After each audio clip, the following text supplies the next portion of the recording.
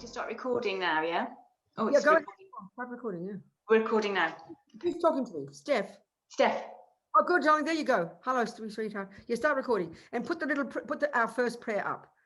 Yep. The refuge in bodhicitta, yeah? Yeah, and also, I don't know if I mentioned, but it's auspicious.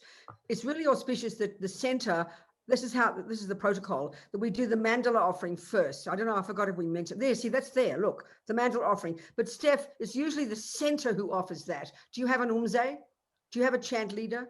Well, I can chant it, Robina. You do that, it's auspicious. So what's happening, Steph, on behalf of Land of Joy, they've invited, this event, and so they're offering a mandala. If we did it very formally, we'd have the representations of body, speech, and mind, and the mandala, and at the time of the teaching, you'd go and offer those. It's got a great meaning. So we, this little prayer is based upon Buddha's cosmology. This ground, we just visualize this ground, and always with perfume. I'll just say it first.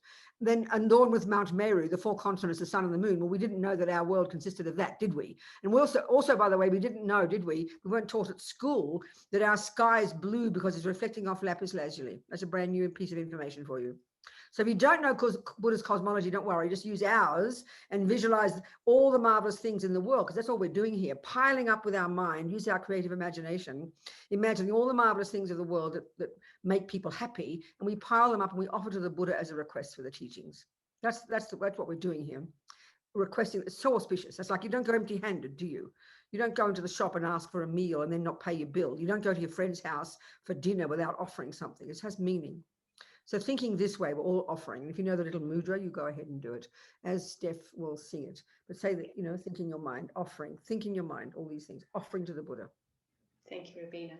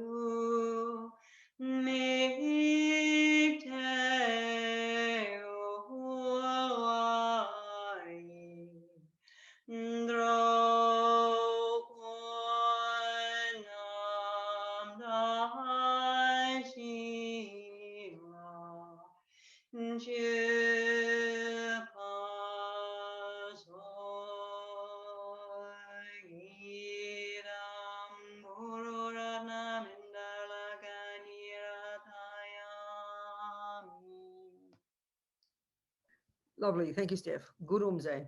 So now we'll do this one. I'll lead this one. This is, I say it every time. It's always good to hear it. What we're saying in this prayer, the first two lines are for those of us who already identify with being Buddhists. And so it's reiterating our reliance on the Buddha and his teachings and so forth.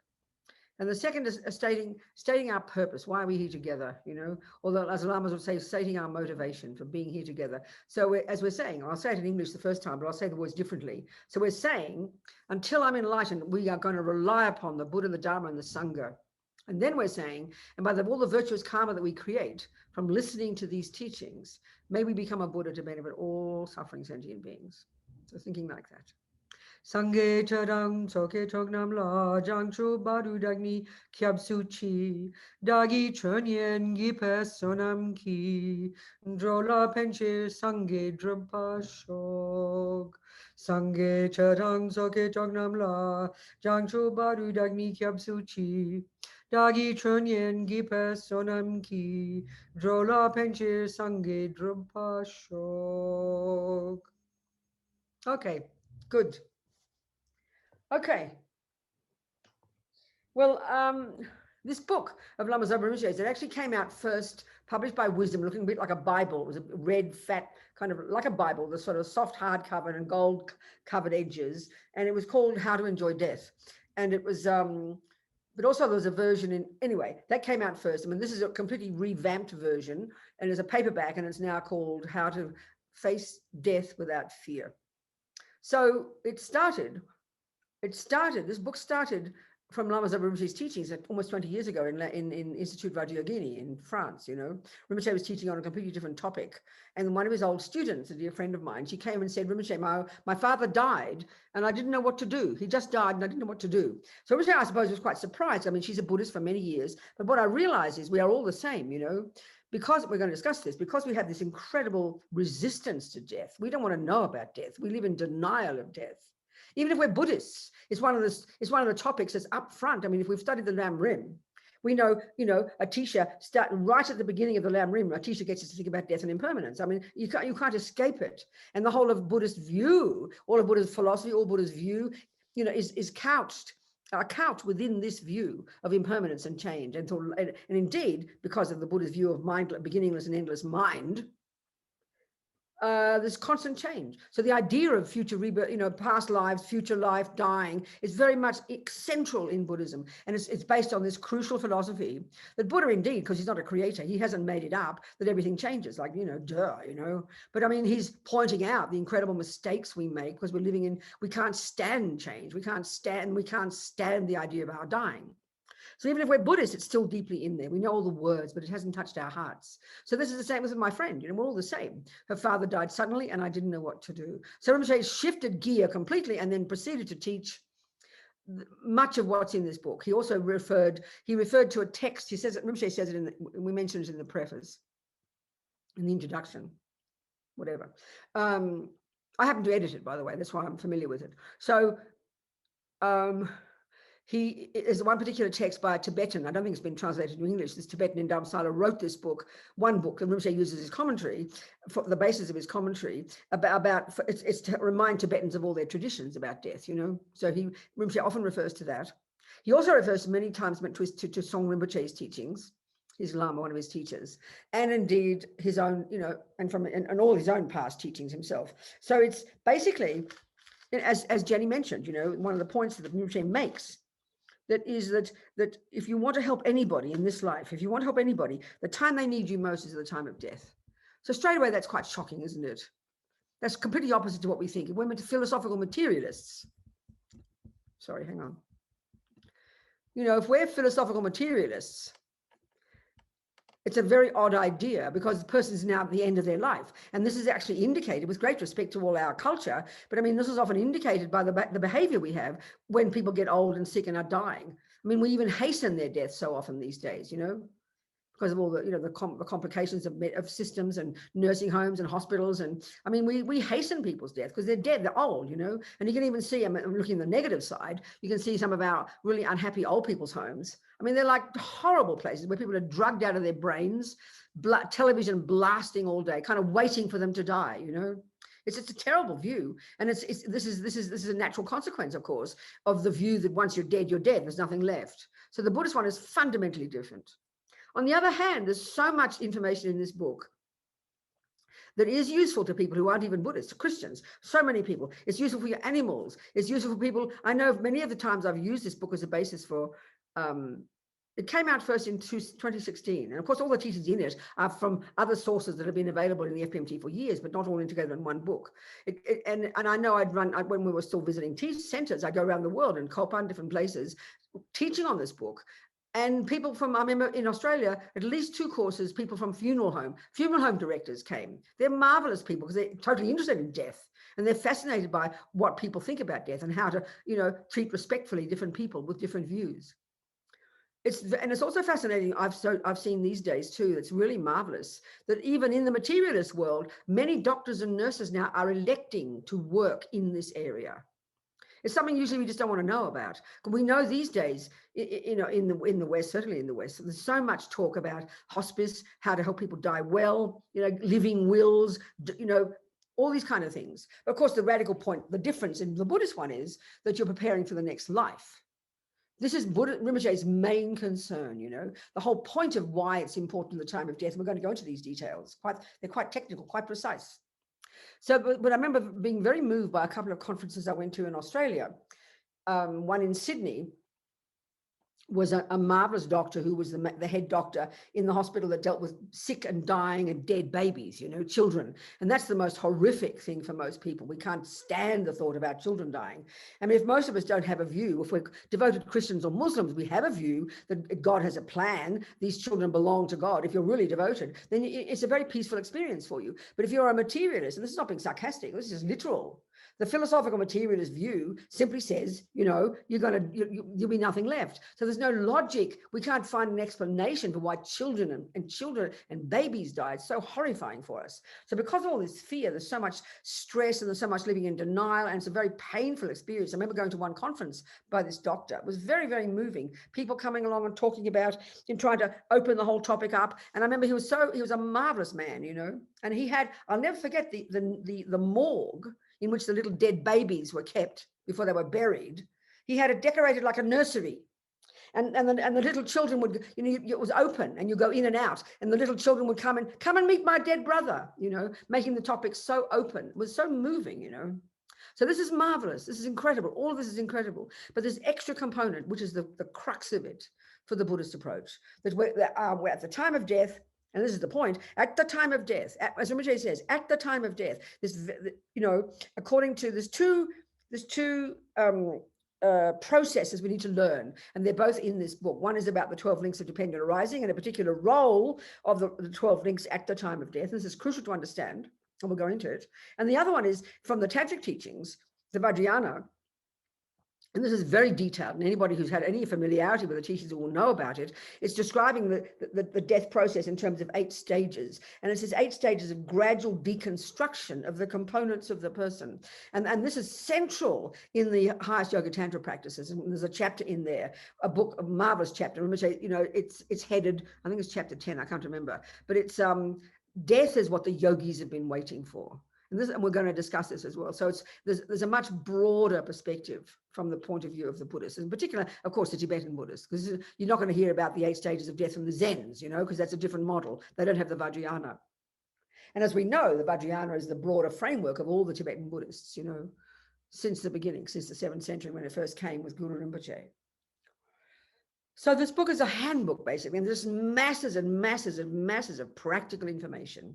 And so because there's so much information and so many practices, I mean, Rinpoche is renowned for finding practices and mantras and sutras that nobody else has ever heard of. And he's got all these, he's got this whole medicine cabinet of medicines, his entire kind of toolkit of tools. And so the way the book evolved, it was the only way to make it really workable, was to have all the practices in there as like at the end of the book. And in fact, it's 2/3 of the book. I mean, and also the practices, because they're done at different stages in this process. So you can't keep repeating the practice when you read about it in all the instructions. All the practices are at the back and they're all numbered. And there's 87 of them, from the smallest thing like particular mantra or to a particular word you'd say or a particular approach. They're all labeled as a practice. Makes them very easy to find. And of course, initially it's quite overwhelming. 87 practices, God heavens, But no, as Rinpoche says, you choose whatever works for you, whatever you're familiar with, whatever level of practice you've got, whatever level of practice your loved one got, and even if you do one practice at all, he says, medicine Buddha is the best. He repeats this constantly, So the book is kind of there's about six sections, 6 parts to it. The first parts are, just practical information about the approach to death and why, and for example, why attachment is the main cause of why we have suffering at death. And then one part is all about the section on the 8 stages, a section on the 12 links of dependent arising. This is very practical. And then parts 4 and 5, I forget. You'll see in the book. And some of it in the course notes, you've got those PDFs. Quite a few of those have been excerpted in there. Then it's what to do the weeks and months before death. And this is, and the whole point is, the whole book is, of course, the teachings are given to one. The person who's listening is information for us. But the whole book has to be referenced in terms of how to help your loved ones, So it's all about how you help your loved ones die, but including your pets. There's so much information here. And this is something that people, non-Buddhists, love, because they adore their pets. Everybody wants to know, how can I help my pet? And the thought that you can do something to help the pet die well, and even afterwards, makes people very happy, People feel hopeless otherwise. So it's for your grandma, your grandpa, your sister, the pets, the mouse in the kitchen, the ants. I tell you, it's to help the sentient beings die well, because this is the point, and we're going to go into all this, is at the time of death, about before you stop breathing, technically speaking, that is when the karmic seed that being has planted in their little bank vault of karmic seeds, this is my analogy, and remember, we're going to discuss this, that every millisecond, according to the law of karma, which runs the universe, as far as Buddha is concerned, that all sentient beings in the entire universe, without exception, this is the natural law that runs the universe. The natural law, such that every millisecond, or whatever the ant or the mouse or the dog or the human thinks and does and says, programs that mind with those tendencies, drops seeds into their bank vault. There's nothing that goes astray. So it's at the time of death, in this gradual process of deconstruction, before you stop breathing, that's when the seed that will determine your next life is triggered. So it's a very powerful reason, not just some emotional reason to make everybody feel nice. Oh, grandma died so nicely. No, it's for grandma's sake that because she's got billions of karmic seeds in her mind, negative and positive, and we want the positive ones to be triggered. And so this is the point, even more precisely, what enables the positive seed to be triggered is grandma being peaceful, because when grandma's peaceful at the time of death, her mind is virtuous, and that has a natural relationship with the positive karmic seeds. If grandma's freaking out, and this is the point, you talk to people, in the business. I remember a friend, it's not an uncommon occurrence for people to die with fear, because most people aren't prepared for it. Most people never thought of death. And if they're left alone in the hospital, dying, drugged out of their brain on drugs, no family, no friends, no support, of course, it's like a torturous experience. We've died millions of times, Buddha says. And so the memory of it is not there evident, but it's deeply in our bones instinctively. So there's so much fear involved because of attachment. And we'll discuss all this, So death is usually horrible for most people, and therefore it triggers a negative karmic seed. Therefore, they go to the lower realms. And this is the whole point of Rinpoche's book, is to avoid that at all costs. Everything we can do. And Rinpoche, in fact, he says in the book, one of the chapters, he said, I can't stress enough the role that helpers play, So let's look at that simple point. Look at this point alone, why it is we have so much fear. So this is, again, understanding Buddhist psychology. We've got to understand Buddhist psychology. And the reason there is so much fear, the two main delusions involved, the crucial one, the primordial one, is attachment. This primordial delusion, misconception, neurosis that runs the universe. All beings are driven by it. Until you're out of samsara, you're driven by this attachment, this constant craving to get what you want and not get the bad things. And it's just rooted in fear, because it's a direct result of the ego grasping, the root delusion. So because the other one is because we have this, because we're so attached to me. As Rinpoche says, at the time of death, the greatest cause of the fear is attachment to me, and that means the body. Because let's face it, even if we're Christian and Muslim or Buddhist, and the Buddhists emphasize the mind, and the Christians and the Muslims emphasize the soul, still, this is what looms large, this bag of bones here. This is what we think is me. Totally, primordially, this is me. And attachment cannot stand the thought of me not existing. It's just utterly primordial from countless lives of being programmed with this intense fear, the attachment. So then, because of this attachment, and I'm not sure even the way which one comes first, there's this other powerful delusion in the mind that is one of Buddha's first major teachings, all about impermanence, is, as Lama Zopa terms it, grasping at permanent me. Grasping at permanent me. So because we can't stand, it's any attachment, because we can't stand the thought of the children leaving us, or the husband dying, or the handbag breaking, or the cup breaking, because we are attached to having that thing, we want it to be set in stone. So then we impose this other lie upon it that it won't change. So our mind, as Buddha is saying this, our mind is riddled with misconceptions, is riddled deep in the bones of our being with lies that we've been practicing, believing in for countless lifetimes. The more, even just, that should indicate to us the depth of these misconceptions in the mind, if they're eons old. They didn't just start when you were born, believe me, So it takes a while to unpack them all.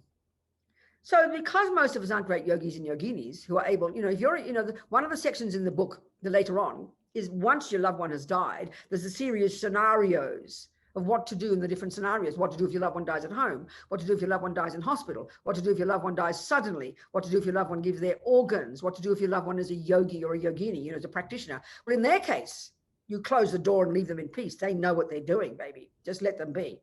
But most of us aren't like that. Most of us are ordinary beings. Even if we've got a Buddhist practice, we've still got so much fear, and we haven't really done the thinking. I mean, we can see this in daily life.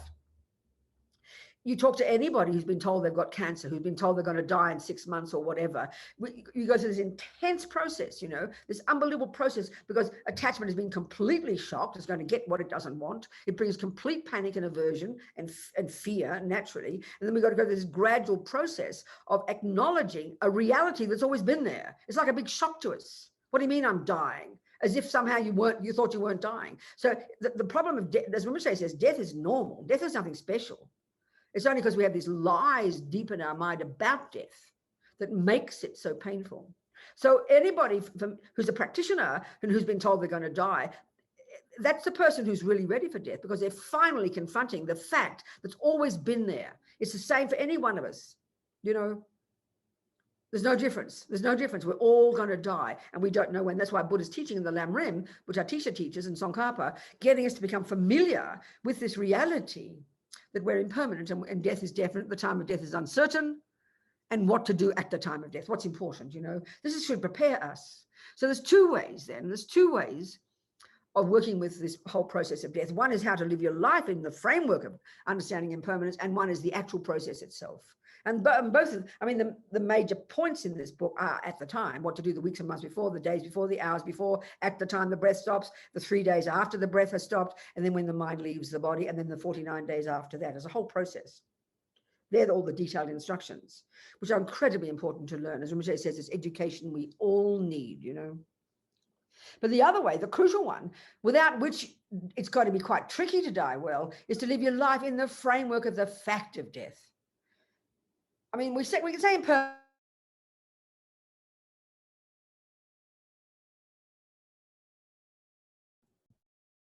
Muted. Okay, I'm now unmuted. Okay, all good. Okay, so let's look at how we, the ideal way to live our life within the framework, based upon the reality of the impermanence of death. Buddha's teachings are extensive on impermanence, one of his first philosophical views, one of the first things we need to realize, and it's a stepping stone to realizing emptiness, actually. So he talks about gross impermanence and subtle impermanence. And subtle impermanence, you need to have concentration in order to realize it in meditation. And people often can mistake it for emptiness. It's very interesting. So, but Atisha in his Lam Rim, which he wrote in the 10th, 11th century, whatever it was, and then is the basis for Tsongkhapa's commentary on the Lam Rim in the 14th century. The first step in the very entry-level grade 1 junior school, the first thing that Atisha and then Tsongkhapa want us to think about is this reality of death. And his agenda there is because he wants us to get a wake-up call, not to want to waste his precious life. It's the wake-up call to get. And that's the point here. That's the point.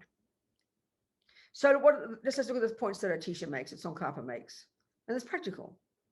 So, all of this, of course, is taught on the basis of Buddha's view that consciousness, our mind, is not physical. So let's look at remind ourselves what the mind is. So mind is not physical for the Buddha, fundamental. If Buddhism can be proved to be wrong, and there's no such thing as a non-physical mind or consciousness, then the whole of Buddhism will collapse into a heap of utter nonsense. So we're taking our hypothesis here, we're hypothesizing that the mind is not physical, or consciousness, same. One. Number two, it's not the handiwork of a creator or mummy or daddy. Big surprise. Three, it's got far more subtle levels, and this is absolutely crucial to understand the death process, especially these 8 stages. 3 or 4, whatever the numbers were. It doesn't begin at birth. If you're not the handiwork of mummy or daddy or creator, and the view there is that you began in the mother's womb, isn't it? The Christians, I think, say that conception is when God puts the soul there. I think the Jews, I learned recently, is that God puts the soul there a few months later, which is why for them at a certain point to have an abortion isn't killing a human being because the soul isn't there yet. So there's different views, isn't it? The Buddha's view pretty much is at the time of conception, when the egg and sperm come together, that's when the consciousness from before comes into it. So consciousness didn't begin at conception, or even, comes from before, and when it will continue after death. This is a fundamental point that's assumed in this entire book, assumed in the Buddhist teachings. Your consciousness comes from before, programmed with your karmic imprints, your past habits. Your mummy doesn't give you anger and jealousy and love. Mummy doesn't give you being good at football or music. You bring it with you from before. This is a fundamental point in Buddhism. And that everything you think and do and say throughout this life programs your mind, sow seeds in your mind. And then at the time of death, whatever seed is most, is most prevalent. It's a very sophisticated thing that happens. No one runs it. So whichever seed is the one that is most, it's the strongest, the one that's, and then it's what, the way you do die is the one that triggers whatever that seed is, which is already programming, even before you stop breathing, even before we stop breathing in the past life, okay, whatever life we could have had, we could have been a kangaroo, and not more than a few weeks before we found our way to our mummy's, fallopian tube where it joined the egg and sperm. Already we were dying, and before we even stopped breathing, the karmic seed that determined, that already programmed us to go to this present mother's human womb. So we create the cause to go to mummy and daddy. They don't make us, they're just here having fun. We come barging in, It's a crucial point in Buddhism, this. So, right, that the mind continues. This is the whole point. And all the teachings on the basis of this, to ensure that death is a good experience, that it's virtuous, but even better than that, not just by helping others, because you can't ask a mouse to live a good life. You can't necessarily ask your grandma to live a good life. She's already dying. So then you do everything you can to encourage, for the conditions to be appropriate and conducive for grandma to be peaceful, therefore for grandma to be virtuous, so that her mind will continue in another decent human life so she can carry on bopping on her spiritual path. That's the bottom line. So impermanence then, the gross impermanence is what Atisha gets us to think about, not forget about subtle impermanence. Gross impermanence. Subtle impermanence is the fact that the very coming into being of something necessarily implies it's going out of being. And it really is an excellent meditation to do that can lead you to realizing emptiness. It's very powerful. But here, Atisha's not concerned with that.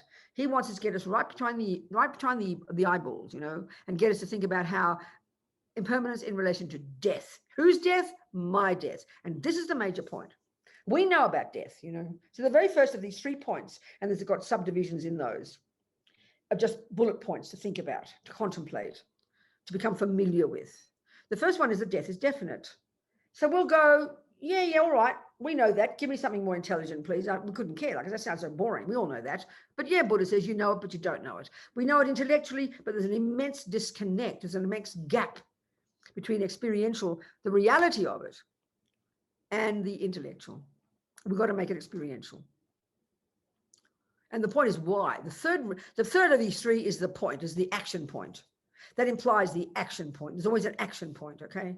So the first one, what we know that you can do this in formal meditation, like you can just do the analysis, do the thinking through, and you've got concentration in your meditation, and you go through these points, and it goes in more deep because you're being quiet. But we must do it every single second of the day. So what is the essential point? That everything that comes into being, every sentient being, every ant, every human, even a creature that even lives for 3 seconds, or a being who lives for 90 years, either way, that being, by the very existence, the very fact of coming into a being, will die. Fact. This is scientific fact. This is not religion. But we just can't stand it. So we don't want to hear about it. We don't want to think about it. But the thing is, we do see it. And these days we're so bombarded, aren't we, by the world? It's so shocking now, We're just bombarded daily through every imaginable type of source. We're hearing about death constantly. And not just even if we didn't even read our iPads, we'd look around, ants. I mean, I've got ants living in with me, they're going to be dying all the time. They get too close to the stove, or you don't realize it's there, and you stand on it and you see this poor little thing dying an agonizing death. Beings die. So the thing is, what we don't get this is the point. We don't get the learning from it. We go, if it's a mouse, we feel a bit sorry, but we're kind of relieved that the damn mouse is now out of the way, If it's the ants, you're sort of a bit sorry, but they're such a hassle to get into your dinner and everything. You sort of wish they'd go away. It's hard to have compassion. So mostly it's just annoyance. And if they do die, you feel a bit sorry, but that's the end of it. If it's your beloved, if it's something, all the people out there in the war zones, you read about it all the time and get very distressed. So we have all these different responses to it. We get angry, we get upset, we have compassion, all of this, it's okay. But we're not getting the point. The learning is, that lovely text, lovely, hardly lovely, scary, that text by Pabonka Rinpoche that usually is translated as heart spoon. It's all about impermanence and death. And the end, the verses, and he's very brutal, Pabonka. And the end of every verse, it says, this will happen to me.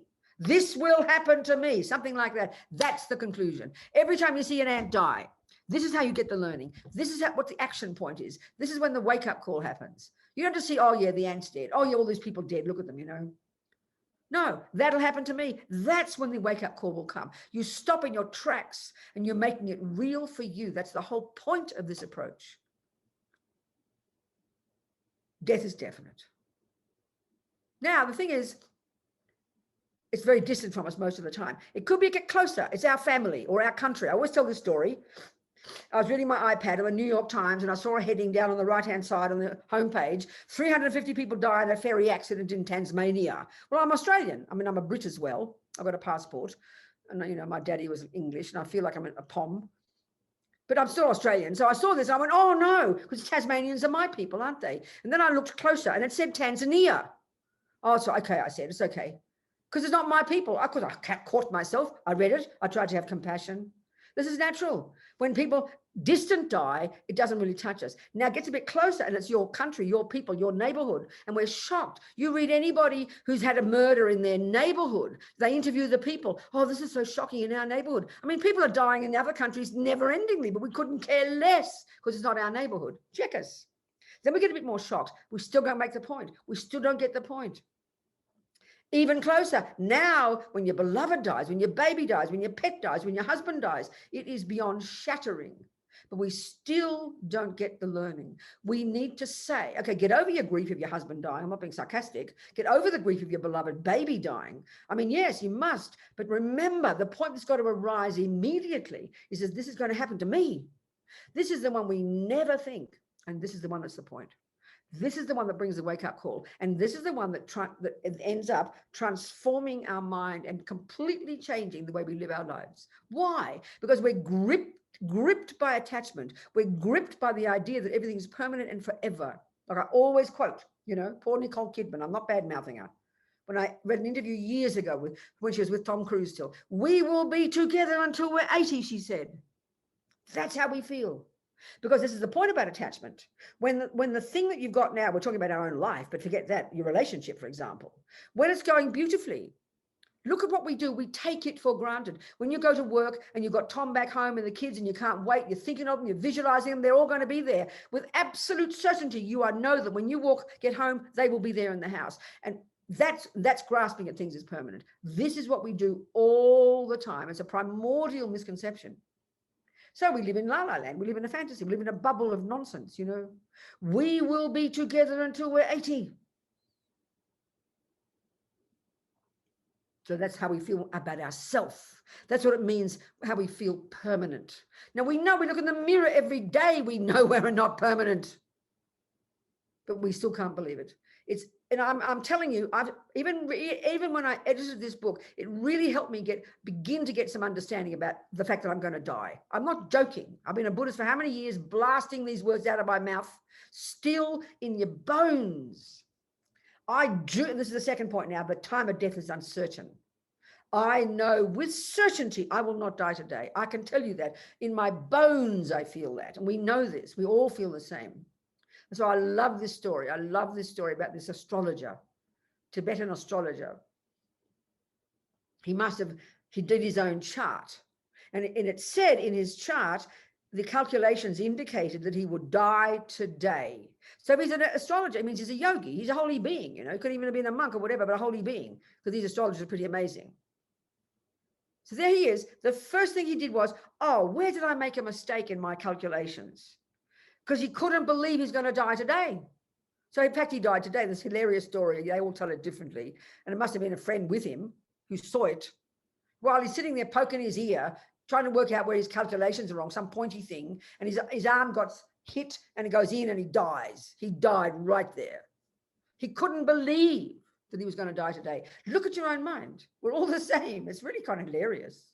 This is showing the extent of the grasping at a me that is not changing. Why? Because we have unbelievable attachment to me, and attachment cannot stand the thought of not me. So these are deeply ingrained, and they're layers and layers, and they all relate to each other, you know. They just deep in the bones of our beings. So this very first one, to contemplate every day, will loosen the grip of that grasping, will loosen the grip of attachment. And then all the lamas say that even just getting a reasonable realization of impermanence, your whole life is transformed. Because suddenly you realize that if you could die today, suddenly all the dramas have less power. What's the point of being angry with the next door neighbor when you could die today? What's the point of getting angry with your husband when you could die today? What's the point of being, being attached to your house if it could burn down today? You don't become cynical. You don't become kind of like indifferent. And that's what we tend to think. In other words, if Tom could leave me today, you think, what's the point of bothering? No, that's nihilism. Given that everything is impermanent, within that, you then make it worthwhile. And so it's such a good example in our own lives. We know it. When you go away for a holiday, even for a weekend, some nice resort and a gorgeous 5-star hotel or whatever, let's say, and you're really looking forward to it. And it's so delicious. You get there and it's delicious and the meals are delicious and the beach is just outside. And this is the point now. This is the point. You have got precisely 2 days. So this is the point. It's impermanent. It's impermanent. It'll end at any second. So because it is impermanent, because it's only 2 days, you don't say, well, why bother going on a holiday? It's only 2 days. It's not forever. I mean, what a joke. But this is the point. Because it's only 2 days, you make the most of it. Even if you've got a headache, you won't just lie in bed and go, oh, I'll go swimming tomorrow. There's no tomorrow. You'll have to go back home again. So because it's impermanent, you make the most of it. That's the attitude of seeing life as impermanent. Because it's impermanent, because you could die today, you don't want to waste a single second of it. That's the point. That's the point. That's the point. So the third point, this is where you get the action. Finally, just looking at the basis of this, of not wasting it, what's that mean for Buddha? Well, one, given that your consciousness goes back and back and back, given that it will continue after you die. 2, given that every millisecond of what you think and do a day programs your mind and leaves seeds in your mind, such that at the time of death, the negative or the positive ones, depending on the way you die, which we're going to talk about, will be the one that determines your next life. And given that, hey, honey, you don't want suffering, you do want happiness, well, it follows logically. The action point at the third point is to work out what is it that at the time of death, this is such a practical issue, Don't hear it as emotional, fearful, religious. At the time of death, if this is true, the givens I just said, then it follows logically your body is no use to you, your beloveds are no use to you, your house is no use to you, your possessions, your job, your reputation. This is logical. We all know you can't take it with you. We say it like a joke, but this is putting meat on the bones of it. If that's true, then the only thing that's of any use to you is your mind. And in your mind, what's of use to you? Not your negative ones. That's a certainty. You don't want to bring negative ones with you. That's a garbage. So the only thing at the time of death, logically, practically, based upon this view of the Buddhas, that is any use to you is your virtuous karmic seeds in your mind. That's it. So if that's true, you better start accumulating them right now. That's the attitude. That's the view. This becomes the basis of living your life. You can't practice without this. Without this, there's no foundation. Watching your mind every day, being holy, what for? You don't know why. This is the reason why, the most basic reason. That's it. It transforms your whole life. Everything, you lead your life in the framework of the reality of impermanence, which is reality anyway. Just that we're blind to it. So by seeing the truth of it, transforms the way you see your life. It makes practice so much easier. It gives you a logical reason for practice, Without this, you can't live a life properly. There's no real, without this view, there's no real impetus to want to be a better person. I mean, unless you're very, very holy. You've got to logically realize that the only thing you want in your mind is virtuous seeds, because they're the ones you want to ripen at the time of death, because they're the ones that give you another decent human rebirth so you can keep on moving on your spiritual path. So in other words, you don't want all those weeds in your garden. You want the flowers, darling. That's it. That's the view. So think about this every day. And like everything, something that's new to us, you have to learn it. You have to squeeze your brain to remember it. But like anything, if you practice it every day, it becomes automatic. And then eventually what a realization of impermanence is, it just becomes implicit for you. It's just there. It's just, you know it. But you've got to think it first. Intellectual is always the first step. Stepping stone to the experiential. That's the main one. Starting with that. Okay.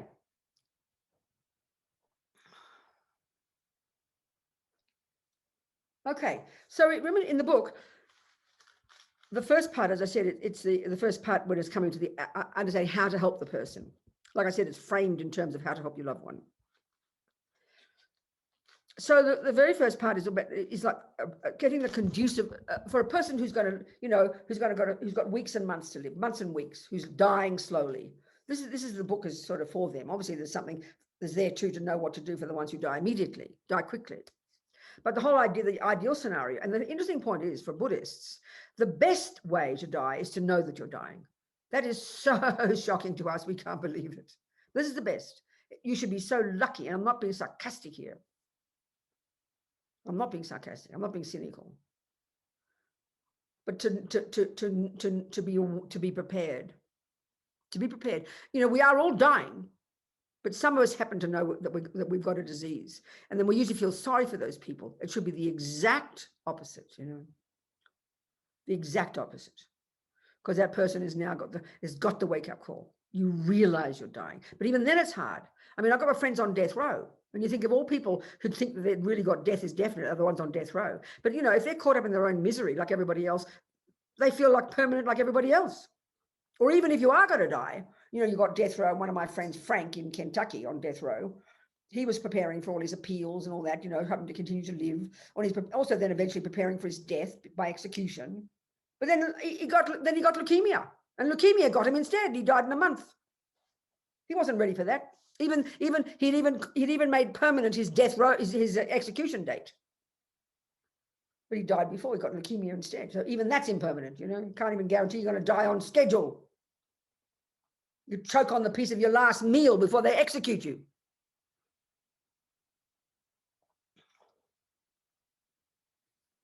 So, what's a conducive environment? This is a really crucial piece. Rinpoche goes into this in different points in one of the chapters, the very beginning. Because you want your loved one to be peaceful. Don't just say that like, oh, it's so nice, she's so peaceful. There's a meaning to it. There's a logic to it. When the mind is peaceful, and check yourself in your daily life. When your mind is relatively peaceful, you know why?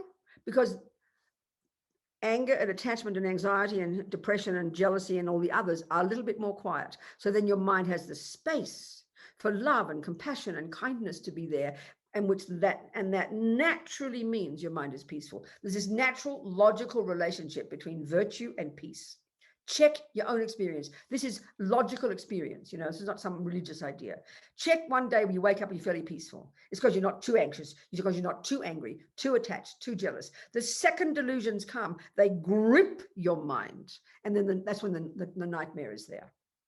And that's exactly what we have to try and enable our loved ones to not be like. So what is your role then as a helper? So first of all, this job that's implied in Rinpoche's book, the helper, in this scenario of helping your loved ones die peacefully, it implies that you're in charge. But if you're only the fifth cousin and you don't have any power, what can you do? You can't do most of this advice because you're not the person who calls the shots. So obviously, the person in the book that's being referred to is the person who calls the shots, who's in charge of your grandma's death, who can control who comes into the room and what goes on. And that might not always be the case, but if it is, then marvelous. I mean, if it's not the case, at least you can try to give advice to the people who are in charge, but often you can do nothing. So this implies that you're in charge of the process. So the crucial thing is to have the room beautiful. This is a very surprising thing. When you think of a sick room, it's usually horrible, dark and dingy. And we think it doesn't matter. We think this, oh, she's sick and she's old and she's in a coma or she's senile. It doesn't matter. It matters. We have the five senses, you know, and our five senses are very susceptible. So if you know, like, this is why, in a way, with all due respect to dear kind doctors and nurses, hospitals, unless you're rich and have got your own private room, they're not the best way to die. They're full of noise and banging and clanging and machines and other people and tears and crying and doors banging. It's the worst way to die. And especially when you get closer to death, and this is everybody's experience, especially the Buddhist approach too, as you're getting closer to death, your mind, your grosser level of mind, your sensory consciousness and your gross conceptuality gets less powerful, and you're getting closer to your subtle consciousness, and then you're incredibly sensitive to the tiniest noise, the tiniest distraction. especially as you're getting closer to death. It's unbelievably important to have total quiet. And as Rinpoche says, the only thing that matters is the sound of mantra, the sound of prayers, or whatever it is, because the mind is so susceptible. So in general, have the room beautiful. It's ideal to have a beautiful scenario, to have big windows, have a lovely sky, things growing, pleasant things, the sky. I mean, one of our friends, Trisha, a nun who was born in the same year as me, so it's like a wake-up call for me. We're both born in the year of the monkey, 1944, and she ran our center in Bodh Gaya, Rouge Institute. She's been in India for like 50, 60 years, most of her life, actually. She ran the Rouge Institute. And she was fit and healthy and vibrant. And she went back to Australia to see some friends. She was English. And she got sick and she went to the hospital. They said, you're going to be dead in 2 months. You've got some virulent cancer. So she checked with Rinpoche, Lama Zopa, and there's nothing to do. You're just going to die. You're going to die. You might as well stay in Australia, die there, find a good place. So she went to Chen Raising Institute, which is in Queensland, the north in Australia, the tropics. And there's no real place where she could stay there. So next door, there's this gorgeous place. It looks like Bali. They've got a beautiful view in the distance of the hills, and there's about 20 miles to the beach. You've got these lovely images and Buddha statues. It's the most gorgeous place, the most beautiful environment. So she chose to stay there, had this room with beautiful vistas. Because why? You want your mind to be spacious. You know yourself, if you're in a cluttered room with noisy things, you go all in, dark and dingy, and you're already depressed because you're sick and old. So have space, and everything in that room, this is crucial, everything in that room should be conducive for the person who's dying to leave good imprints in their mind. So if they're Buddhists, for example, like Trisha, what happened, have statues, have her guru's picture, the only sound should be mantra or teachings, the things she sees, because we've got senses, they're the doorway to our mind. So everything, and because of the other point is the crucial point in Buddhism, every tiny thing we see, hear, taste, touch, smell, nothing goes astray. Geshe Tashi, when he was in London, Geshe Tashi said, it's like you're shooting a movie all day. It's just the way the mind works. Everything we've ever seen and experienced since beginning of this time is imprinted as a memory in our mind, which is why eventually we're going to have clairvoyance. So everything in that room was going to leave an impression, and it's dark and dingy and noisy. There's no space for that person's mind. But if they're sick and old, you're waking up out of a sleep, and you have this lovely views and sweet things. It's just these powerful imprints in your mind. It's the same for your pussycat and your dog, please. I had a friend in Australia, had all these guinea pigs. So that, her guinea pigs, one of them was died. So she has medicine Buddha mantras in the little house for the guinea pig. She's got pictures of medicine Buddha on the ceiling of the guinea pig house.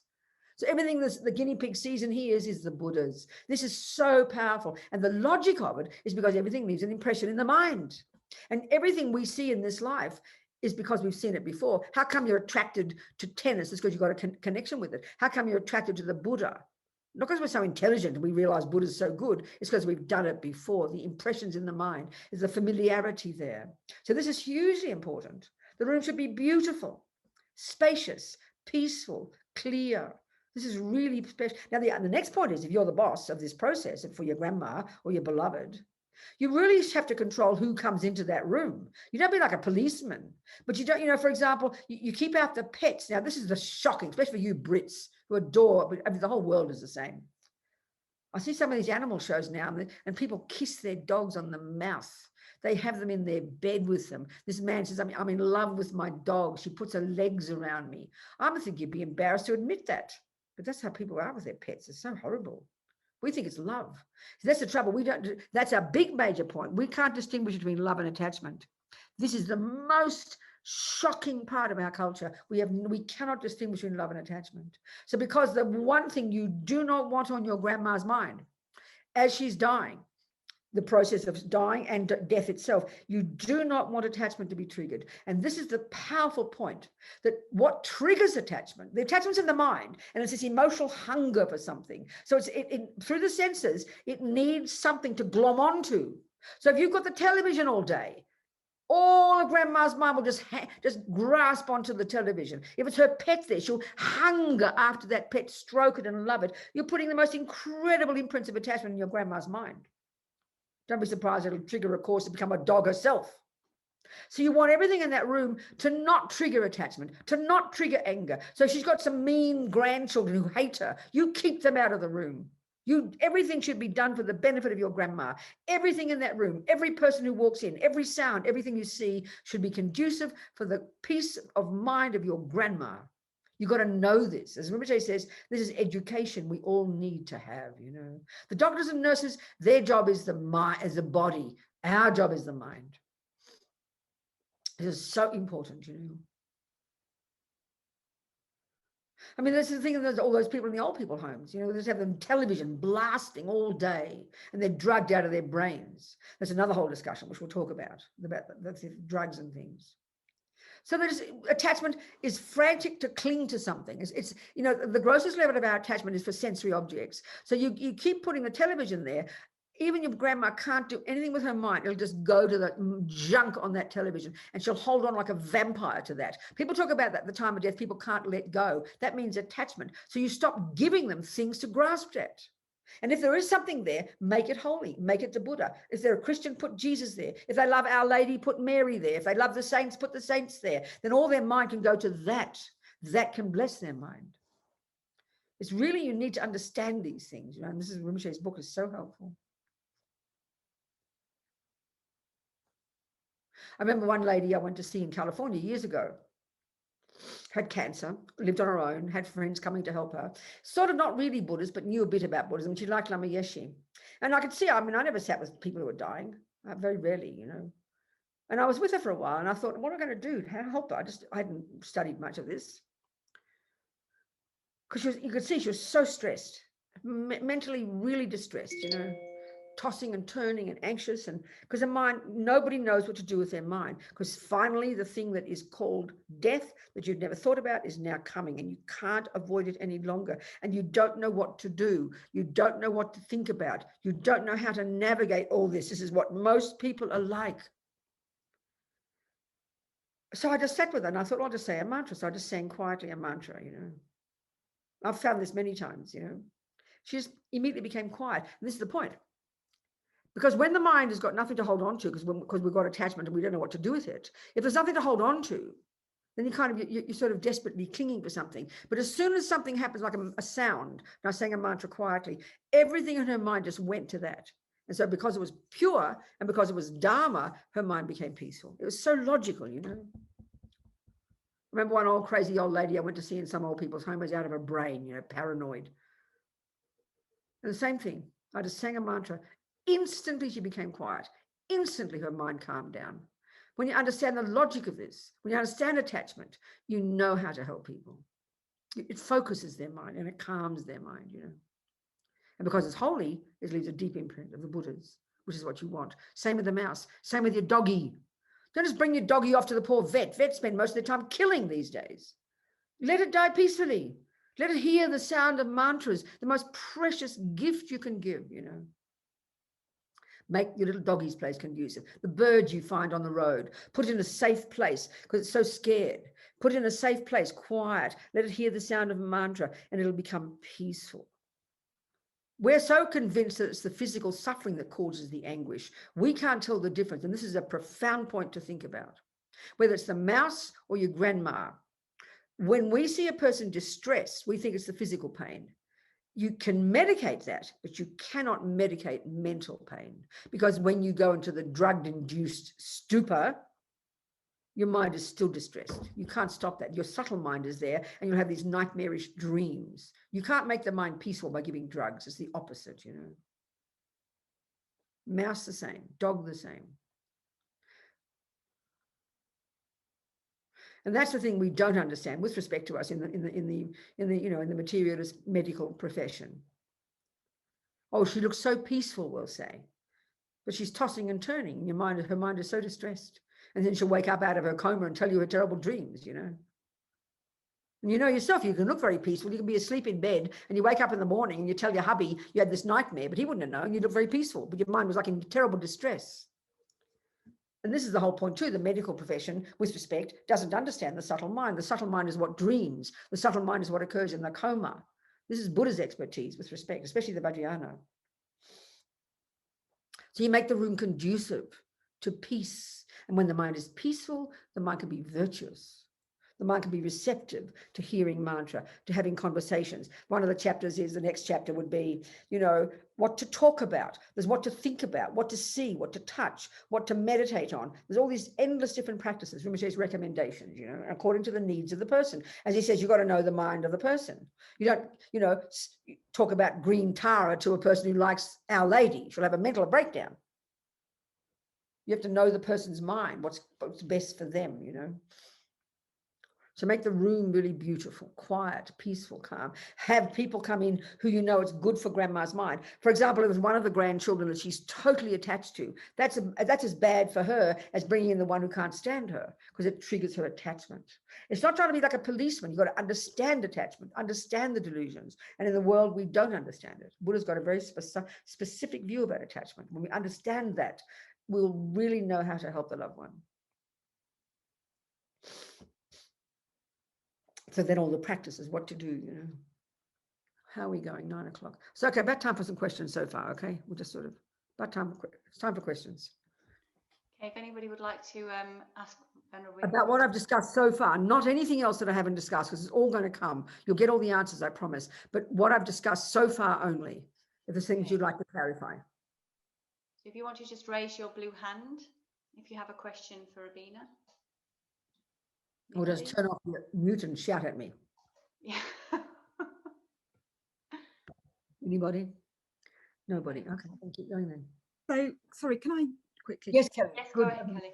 Just saying about not having people in the room who the person has a strong attachment to. So having spouses in the room for some people then could actually be a negative thing. Could be Okay, a bad so thing. key point, Kelly, I didn't make it. Yeah, sorry. The key point is, if the person, let's say it's your grandma, and let's say she's totally attached to you, but let's say you're really understanding of how to work with that, and you can try. In other words, if you come in with your attachment, you're weeping and grasping at grandma, and she's weeping and grasping at you, that's a disaster. But if you know what you're doing, and she loves you, you are the best person to be there, because you know how to navigate it. You know how to help her. You know how to transform the attachment into something that calms her. So you've got to be conscious and aware. It's a person, if it's like the pet comes in and she's totally attached to the pet, or a little grandchild weeping and crying, that's about, you know, you keep all emotions. Yet everybody in, one of the key points is everybody in that room should be conscious that everything that you say and do is only for the benefit of your grandma. Everything that goes on in that room is for your grandma's sake, not for our sake. And this is a trouble too, Kelly, which is we're so overwhelmed by our own grief and our own loss and our own suffering. We get confused and think this is all about us. But this whole book is about how to help the loved one. One person, when they read this manuscript, I asked her to check it for me, and she said, "Where's the chapter on grief?" I said, "That's not the point here. That's all about us. That's something else. This is for the dying person's sake." And that's a brand new idea for us. We're not how we think in the West. We're very convinced, we're very concerned about how we feel once grandma's dead. Now we can deal with our stuff. But that's not the issue in this book. So everything in that room, what's there, what you see, what you hear, what you touch, who is in there, and everything should be for the grandma's sake. You get the point? Good point, Kelly. Thank you very much. Thank you. What else? Kimberly. Morning, Venerable. Hello, happy to see you. Yes, darling. Yeah, I know, it's been wonderful. So I'll be Zoom is great, isn't it? Zoom is stalking you a little bit with your teachings. what My did question- you say? Oh, my dad, he's just been shipped to the old folks' home, and it's a good thing, positive situation. But he's got dementia, and he's always loved Winston Churchill war videos. Oh, I love it. Yeah, yeah. So I know he's going to be on a Winston Churchill World War II loop. Okay, I understand. And as far as I know, my dad, he was once in seminary, maybe in his 20s. He got kicked out, which is another story. But anyway, way back, he obviously was a believer in Christianity. Okay, so the point is though, Kimberly, the key question here then, who is in charge of what goes on in your father's room? Who's in charge? My stepmom, and she was a palliative care nurse for 30 years. Okay. So Okay. Do you have a good, is she Christian herself? No, absolutely kind of Yeah. materialistic-y. So do you have no contact with your daddy? Well, it's COVID-19, but those things will probably change, and hopefully he won't die till it's over, but I don't know. You have do you have phone calls with him? Yep. Well, then you Yep. can talk about God to him. This is where you can help, Kimberly. This is the point. You can't ask your stepmother to do it. You might be able to, but you are the one. When you talk to your daddy, you can just say, I've been thinking about God lately, Daddy, and God loves us all. This is one of the chapters, if you get Rinpoche's book, what to talk about. So you've got there's a perfect example. You can just be casually talking on the phone to your father. Remind him of God. Don't tell him, think about God, Daddy, but I've been thinking about God lately, and God is in heaven, and God loves all of us. And I'm really actually, Daddy, I'm looking forward to going to heaven. I don't know when I'm going to die, but then start thinking the concept of God for him. Think about God. God loves you. Even sing a little prayer in his ear. Okay. That's the kind of thing, and it leaves an imprint, and it might get his little mind going. It'll bring up the concept of God. His mind will become more spacious, and the holy beings can come in and bless him. Or you can even have a close relationship with your mother, with his wife. What's that? You have a close relationship with his wife. No, obviously not. No, I guess there's surface love, but the depth of connection isn't there. No, I understand. So you couldn't suggest things like have some prayers for him to listen to. Would she like that idea? To make him. I don't know that she would. I don't know that. This is where you can help by having phone calls with him. At least that, and you can maybe sing a few mantras. Like Om Mani Padme Hum. He doesn't know it's Buddhist. It's just a lovely sound. It'll leave an imprint in his mind going. Even you just sing it for a few minutes. Om Mani Padme Hum. You sing it, leave an imprint in his mind right there, and tell him God loves him. Tell him heaven is beautiful. Just set the little thing in motion. All right. He's a sharp one, this one. I might get some pushback from my dad, but you can talk to him, have a discussion about God. Make it like a conversation between two intelligent people. Yeah. He tells me God has to be found within. That's what he told me once. Okay, good. We'll talk about that. Exactly. Talk about that. In other words, don't just waste your life on talking about what he feels like. Bring up these conversations. This is the most precious way you can help your daddy's mind. You see my point? If he says those words already, he's got a feeling for it. He's wonderful. So you just have these conversations, and this will be so delicious for his mind. Nobody else will have them with him. They'll talk about his body all the time. Yeah, absolutely. This is how you can help him, sweetheart. Have conversation with him. Respectful conversations, and you can talk about how you are thinking about it yourself and ask him questions. And the very fact of him thinking about it, talking about it, they're leaving the best imprints in his mind, sweetheart. So beneficial. Wonderful. Okay. And the Churchill videos, we just have to leave those. Relax, let him have what he wants, it doesn't matter. You have something less you have no control. What? Something less war oriented. You have no control. You just told me. You can't control that. I might be able to pick a different video. Well, if you can give him another video, great. But I mean, that's okay. Don't worry about that. But you talk to him about God. That's the thing. That's the one that's most deep. When his mind is spacing out there, he'll think about these things you discussed. It'll open up the door for him. He loves Mark Twain. He's a writer. And Mark Twain writes about God quite a bit. So I'll do that. Good. Thank you. Absolutely. Wonderful. Good, Kimberly. Thank you. Very practical. Thank you, Robina. Good, darling. What else, people? Malcolm, look at you, Malcolm Frau. I can't believe it. Hello, sweetheart. We're still alive, aren't we? He's an old friend from about 97 years. Do you want to? Okay. Malcolm. Yeah, I'm still here, just. Look all right. It's great to see you. You haven't changed at all. Oh, come on, I have really, but Malcolm. So anyway, I'm happy to see you. Happy to see you. So glad. Lovely to see you. Yes. So what other questions, folks? I'll just continue. We've got 15 minutes before we have a break. So Venerable. Yes, good. Jamie. It's Jamie. Can you explain a little bit more about that, about talking about other religions and how that helps? I can't quite get my head around. What do you mean by that? Well, I mean, if someone has like another belief or doesn't have a belief at all, how that opens the door, as you just said, in terms of. What I mean is this. What I meant was, in Kimberly's case, her daddy. What I'm trying to mean is what we want to facilitate to occur in the mind of the person who's dying is internal thoughts about God, thoughts about heaven, thoughts about virtue and love and compassion. So that's the first point. Can you get that point and why that's logical? Because Okay, there's more to it. There's more to it. And Rinpoche talks about this. He talks about this in the chapter on the 12 links of dependent arising. And we'll go into this not now, but I'll discuss it later, but I'll mention it here. This the very clear description in the 12 links of what this is, two separate processes that occur. One is from the sutra teachings, which is the 12 links, and one is the tantric teachings, which is the 8 stages of death. But they're both separate, but they occur simultaneously, obviously, because they're at the time of death, but they're different takes upon it. The sutra microscope and the tantric microscope. So the point is that with the sutra one, with the 12 links is this presentation of the Buddha gave about how we millisecond by millisecond by millisecond, how we create entireties of lifetimes of our cycles of life. Because of this, therefore this, and then this happens, and that because of this, and therefore this, and therefore this, and therefore this. And then death comes, and then another life, and then another life. It's perpetual. So that's occurring in daily life all the time. But there's a particular function of these 12 links at the time of death.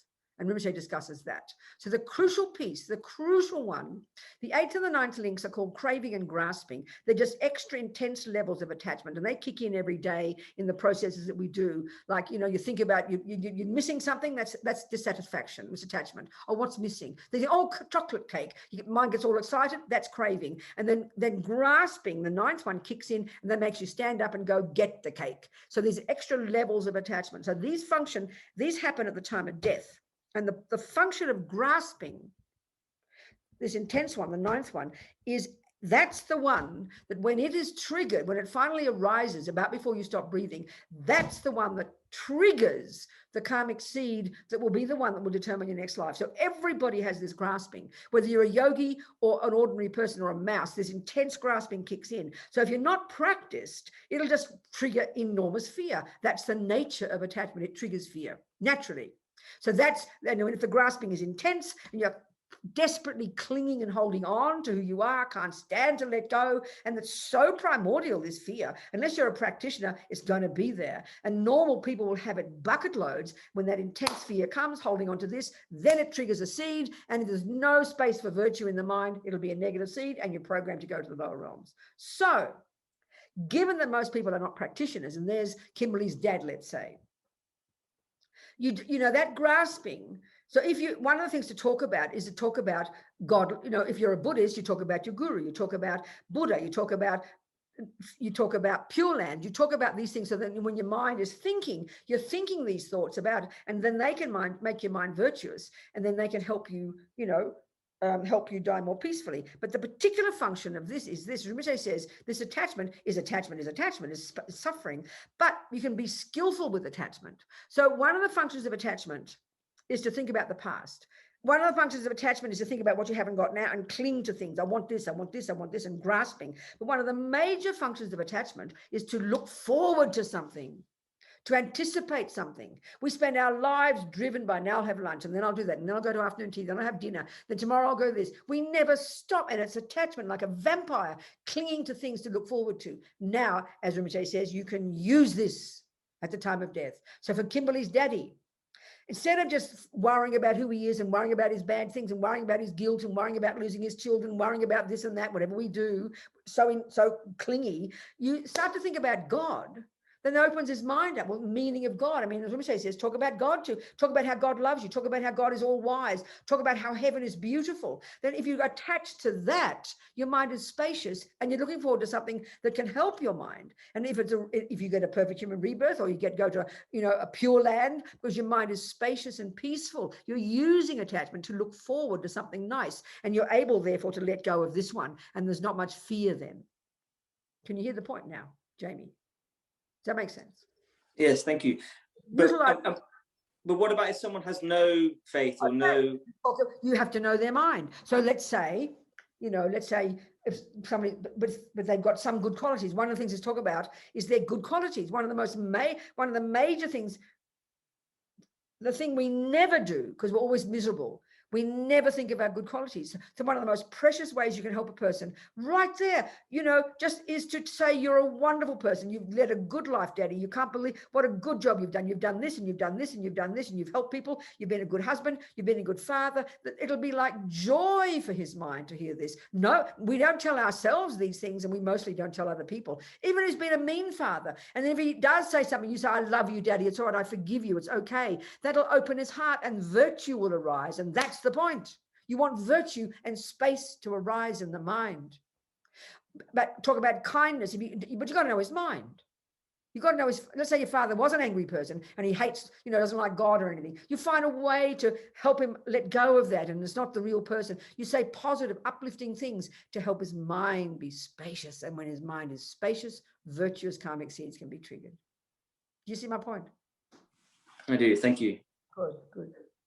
You got to know their mind, in other words, you know. And even the person who's a Buddhist, I mean, like Tricia was very independent. My friend, the nun, was very independent, and the nuns who took care of her said she didn't want people mucking around and telling her to do this and that. She organized the things herself. She knew what practices she wanted, and you left her alone most of the time. You got to know what a person needs. You got to know what their mind is and what they need, you know. And this is where helping people just with kindness is like a miracle. I think of these people in the old people's home, then there's no one to talk to, no one to help their mind. Even just a cleaning lady who sweeps the floor next to the bed can be so beneficial to that old person. Tell them they love them, look them in the eye, hold their hand. This is like a miracle. Just to hear positive words is like a miracle, you know, because you know our own minds, we're always thinking miserable things. We're always thinking about our negativity and worry. And here we are dying, completely got no idea what's going on. Don't know where to put our mind, no one there to talk to. It's so stressful. This is why the role of being there is the most precious gift we can give to somebody. Because this is what I think is so powerful and so simple, it's almost embarrassing. You know yourself when you're anxious and worried and things go wrong or you get sick. Look at your mind. The first thing we do is we reach out to somebody. We reach out to somebody. And if you have nobody, then you're just locked. You don't know what to do. You've never trained. You're just locked there. So even the cleaning lady can be the person who you reach out to. And you feel immediately better when she looks at you with love and kindness. It's like a miracle. So then this is the thing. Like, I will never forget, this is so mind-bogglingly simple, it's embarrassing. When you're a little girl, when I was a little girl, and some of us mightn't have mummies, but I had a mummy. And I, you know, and always fighting and yelling and the whole bunch of kids and, you know, tumbling and crying. And then my mean sister would say something to me and I'd burst into tears. And you check what I did. I made a beeline for mummy. And I look up to mummy's eyes, mummy, mummy, Janet said I'm cockeyed or something, you know. And you're just looking with complete panic at mummy. And then listen to this. Listen to this. What does mummy do? Oh, darling, it's all right. And she gives you a hug. And guess what? You believe her. That's how you help somebody. Because when you're freaking out, you can't hold your emotions. You don't know what to think. You're panicking. You don't know what to do. You need someone to make you feel that it's okay. That's your role at the time of death, like a miracle. Remember your own experiences and you'll understand, you know. Just to be a presence, like a rock of Gibraltar for that person. Don't have to lecture them. You don't have to make it all go away. You can't do that. Don't bring your own junk to the person. Just love them. Be natural and loving and kind and peaceful. And you're like an anchor for them. This is your role. And any other bits and pieces you can do, wow, amazing. It's the most precious gift you can give.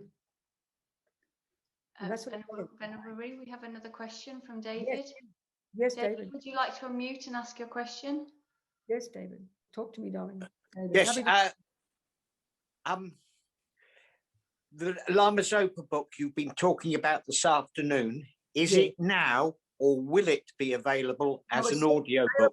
It's available now, David, both as a paperback and as a book on your iPad or your Kindle. It's available. But is there going to be an audio book? Oh, that's a good point. That's the plan, and I'm supposed to be doing it, and I've got to get to the people in Albuquerque and Arroway to organize it. So it's not an audio book yet, but I've talked to Wisdom and they're prepared to do it. I just finished Mahamudra. That's an audio book now. So I'll be doing, unless he's got someone else, I don't think so. It's quite a big book. It's great, but I think it has to be done. So it's going to happen, David. It will be an audio book. Thank you. Thank you. Good. Okay. Thank you for reminding me. I have to get it going. Go on, people. What else? Other questions? Any other questions? Elizabeth, would you like to ask your question? Yes, hi, Robina. Hello, Elizabeth. Long time no see. Yes. I've got this book, the French version, and correct me if this is Comment, what's it? Comment what? How to what? how to help your loved ones at the moment of death. Yeah, that's the one. This is the book. This is the French. This It's is the book. actually a translation of a slightly older version, but essentially it's the same book. Yes. Yeah. Because I just wanted to double check with you because it has got the six chapters, and so I got that from the Vajrayana edition in French. Exactly. That is the book. Okay, Excellent. brilliant. Thank you so much, Elizabeth. What else, people? Something else? Okay, so I'll just continue what we're talking here. We've talked a bit about how to live our lives in the framework of impermanence, which is vital, and death.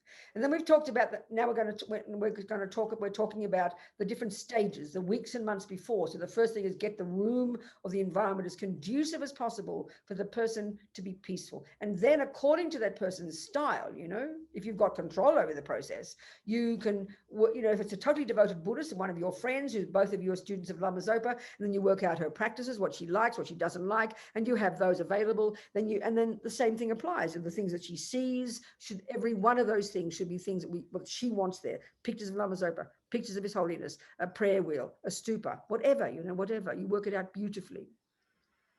Then all the many different chapters, what to touch, so for Rinpoche, for example, to have blessing strings, they've been blessed, so you put them on the skin of the person, around their neck or on their body. Mantras, especially. Rinpoche's, there's a little box, I don't know if you can still get it, he called it the liberation box, with a half a dozen things in it, like a stupa, a blessing string, a little piece of, a tiny piece of card with mantras written on it, 11 particular mantras that Rinpoche likes, and you put those on the body. Like if you're a Catholic, you'd have a scapula, wouldn't you? And we have same things here, look. Protection things. I've got one of these here, inside there's all these different holy things, and the string itself is blessed. Rinpoche's a real fan of these. He made me wear one. So these are on the body. You can have touching the prayer wheel. You can have texts on their crown every now and again. You can have them, those types of things. And that's again up to the person and up to you and what you relate to, what you like. All of these have benefit. Then there's a whole chapter on what to see, the images. Mantras, certain mantras. Like I said, Rinpoche is famous for finding mantras in the deepest recesses of the most subtle sutras that no one else has heard about. He loves his mantras, So there's one even called Just by Seeing. There's so many mantras. I mean, the chapter in that book that took me the longest was getting the mantras together, because there's so many variations of them, so many variations of the Sanskrit, so many variations of these things, and there's so much confusion about these mantras, so many of them.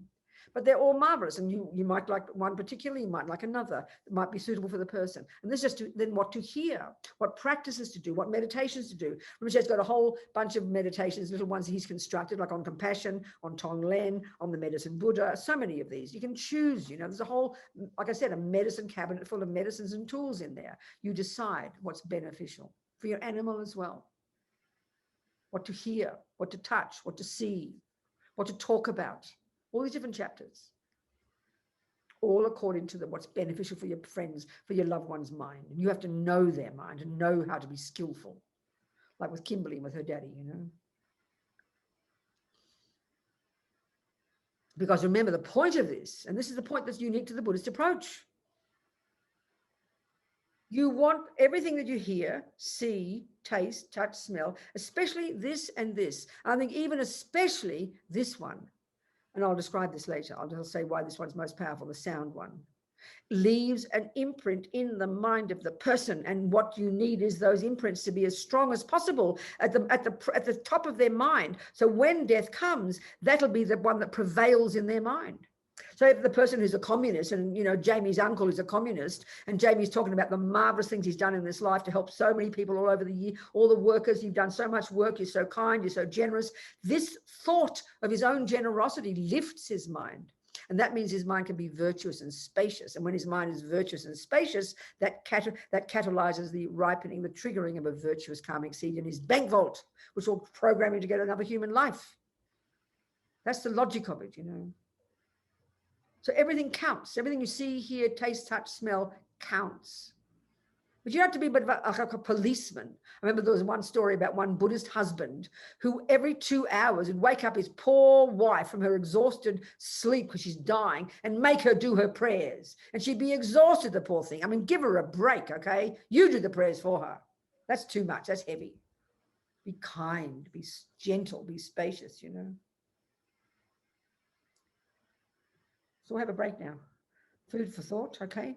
9:38, 9:30, yeah. And I'll be back in an hour, yes, people, darlings, everybody? Yeah, 5:30. Do you want to do the dedication prayers now, Robina, or I'll just do them in our thoughts. Just think this hour and a half even, just as what's happening, this hour and a half, not a single thought has gone astray. We might remember most of them, doesn't matter. These have sown seeds in our mind. We think how marvelous these seeds we've planted.